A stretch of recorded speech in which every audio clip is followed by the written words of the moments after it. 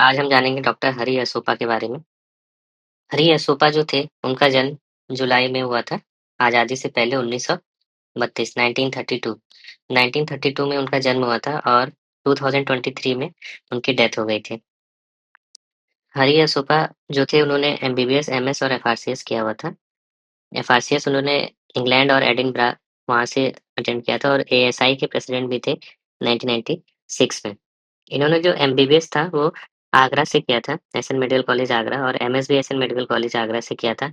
उसके बाद झांसी में वो एक एचओडी के पद पर रिटायर हुए थे। फिर फाइनली उन्होंने रिटायरमेंट के बाद आगरा में प्रोफेसर एमरिटस जो था एसएन मेडिकल कॉलेज आगरा वहाँ पे बहुत सारी 3 टेक्निक जो कि रिकॉग्नाइज्ड हैं, हाइपोस्पेडियाज और यूरेथ्रा स्ट्रिक्चर्स में वो बनाई थी।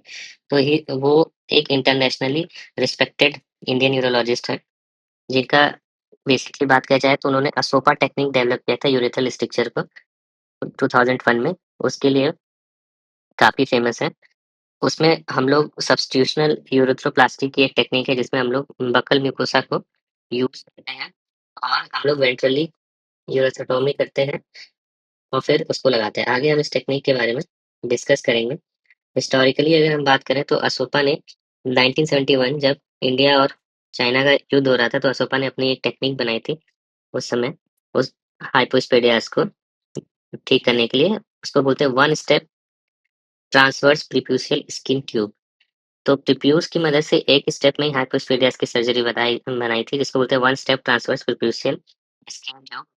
फिर जब अगला 1983 में इंडिया ने वर्ल्ड कप जीता तो उसके ठीक 1 साल बाद असोपा ने दूसरी टेक्निक अपनी बनाई जिसको बोलते हैं 1990 वर्जन ऑफ असोपा टेक्निक। ये भी हाइपोस्पेडियास के लिए बनाई थी। इसमें इन्होंने डबल स्किन फ्लैप यूज़ किया था, जो कि वस्कुलराइज़्ड था और एक आइलैंड की तरह था। तो वस्कुलराइज़्ड डबल स्किन आइलैंड फ्लैप जो दूसरी टेक्निक थी, 1990 वर्जन भी बोलते हैं उसको। फिर असोपा ने फाइनली यूरेथ्रल स्ट्रक्चर के लिए एक टेक्निक बनाई 2001 में जो पब्लिश हुआ, जिसको बोलते हैं डॉर्सल इनले यूरेथ्रोप्लास्टी। जो डॉर्सल इनले यूरेथ्रोप्लास्टी था, उसको करने के लिए वेंट्रल सैजिटल यूरेथ्रोटमी करके करना था। तो हम बात करें कि जो एंटीरियर यूरेथ्रल स्ट्रक्चर है, वो काफ़ी कॉमन होता है रिकंस्ट्रक्टिव यूरोलॉजी में और इसमें जो ट्रेडिशनल टेक्निक्स पहले से थी, उसमें डॉर्सल ऑनले, वेंट्रल ऑनले ये सब है और इसमें क्या होता है कि पूरे यूरेथ्रा का कंप्लीट मोबिलाइजेशन करना पड़ता है, जिसकी वजह से हर तरह के स्ट्रक्चर यूरेथ्रा में यूज़ नहीं कर पाते थे और आउटकम उतना अच्छा नहीं होता था। तो डॉक्टर असोपा ने क्या किया, इन्होंने ग्राफ्ट का डॉर्सल प्लेसमेंट कैसे करना है with the help of a ventral sagittal approach उन्होंने इंट्रोड्यूस किया। इसकी वजह से हुआ क्या कि यूरेथ्रा की मोबिलाइजेशन हमें जो है कम करना पड़ा, जिसकी वजह से मॉर्बिडिटी कम हो गई और आउटकम बढ़ गया। तो अगर हम बात करें असोपा टेक्निक का, तो इसमें हम लोग वेंट्रल सैजिटल यूरेथ्रोटमी करते हैं। वेंट्रल सैजिटल यूरेथ्रोटमी करने के बाद हम लोग बक्कल म्यूकोसा का जो ग्राफ्ट है, उसको dorsal surface of the urethra उसमें लगा देते हैं। लगाने के बाद हम लोग उसको क्विल्ट करते हैं कॉर्पोरा कैवर्नोसा से with the help of interrupted absorber sutures. तो इससे फायदा क्या होता है इस टेक्निक का, इसमें हम लोगों को यूरेथ्रा जो है कम मोबिलाइज नहीं करना पड़ता है। इसमें सिर्फ यूरेथ्रा को इंसिजन देना है और फिर डॉर्सली ग्राफ्ट को प्लेस कर देना है और फिर वेंट्रली जो यूरेथ्रा प्लेट को उसको कैथेटर के ऊपर क्लोज कर देना है। तो इससे होता क्या है कि हम लोग डॉर्सल ग्राफ्ट के जो बेनिफिट होते हैं, जैसे कि उसको एक तरीके से सपोर्ट भी मिल जाता है, जिसकी वजह से डायवर्टिकुलम नहीं बनता है। ये सब बेनिफिट मिलते हैं बिना डॉर्सल डिसेक्शन किए हुए। तो क्या-क्या एडवांटेज है इसमें? जो हम लोग असोपा टेक्निक की बात करें तो इसमें हम लोग जो है यूरेथ्रा को मोबिलाइज़ नहीं कर रहे हैं, तो जिसकी वजह से ये टेक्निक जो है लेस मॉर्बिड हो जाती है, जिसकी वजह से यूरेथ्रा की वास्कुलरिटी प्रिज़र्व रहती है और ग्राफ्ट को हम लोग डॉर्सली प्लेस कर रहे हैं, तो जिसकी वजह से यूरेथ्रा को सपोर्ट मिलता है और डायवर्टिकुलम नहीं बनता है। इस वजह से इसको हम लोग बल्बर यूरेथ्रल स्ट्रक्चर में यूज़ कर सकते हैं। इसमें जो आउटकम देखा गया है वो है लो स्ट्रक्चर रिकरेंस रेट और एक्सीलेंट लॉन्ग टर्म रिजल्ट्स मिलते हैं।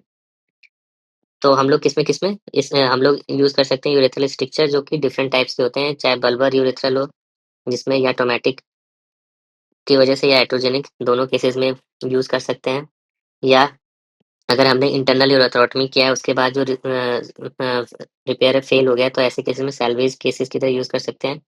और कभी-कभी बहुत रेयरली पेन यूरेथ्रल स्ट्रक्चर में यूज़ करते हैं, जो कि पेन यूरेथ्रल में हम लोग अदर टेक्निक ज़्यादा प्रेफ़र करते हैं। फिर इनका जो ग्लोबल रिकॉग्निशन और लेगेसी है, उसको हम लोग कैसे जानेंगे? जो इनकी टेक्निक है, इसको जो यूरोलॉजी की एक टेक्स्ट बुक होती है कैम्पबेल, उसमें उसका मेंशन है। और इनका जो गाइडलाइंस होती है यूरोलॉजी में जो यूज़ करते हैं, एसआईयू और ईएयू गाइडलाइंस, उनमें यूरेथ्रल स्ट्रक्चर के बारे में मेंशन्ड है।